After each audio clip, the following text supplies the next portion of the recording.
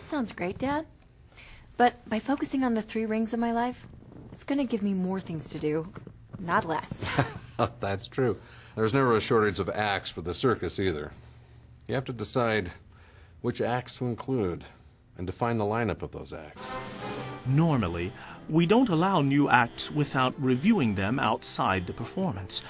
But once, when I was really busy, I let a clown run his new act without doing the preview. I boldly announced his act. He walked in with a small box and placed it on the ground. Then he pulled 3 lizards out of his pocket and placed them on the top of the box. The lizards actually seemed to move their heads to the beat of the music.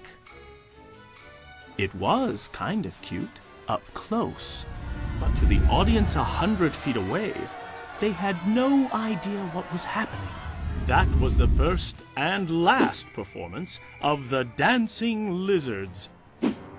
Every act must be planned, reviewed, and serve a purpose that can be appreciated by the audience. I could see where my department at work has made some poor choices in their lineup. We have limited time and resources, and acts that we thought were going to be great just ended up worthless.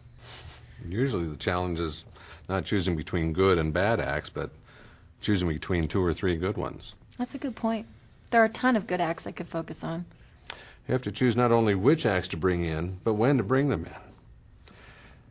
You have to ask yourself, does it fulfill the purpose for that ring, for that performance? Also ask yourself, do I have the resources to make the act successful? I assume that your ringmaster friend has a solution for that, too. Last year, we auditioned a gentleman who gets shot out of a cannon. It sounded great. Possibly even the best new act we had had in years. Turns out our tent was too small, and so was our train. We had to say no. So you can't have every great act that you want? Exactly. At least, not all at the same time.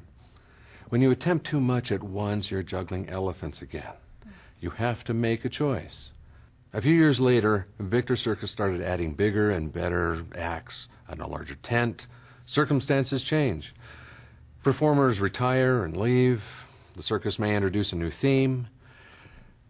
Whatever reason, and there are many reasons, that great act could be appropriate at a later time, as long as it still has a purpose in your ring. I see. So don't always abandon the great act that you're thinking of because it's not doable right now, but just save it for a better time and place? That's right. Think about putting your acts in an order that will create the best performance for you or your organization over time.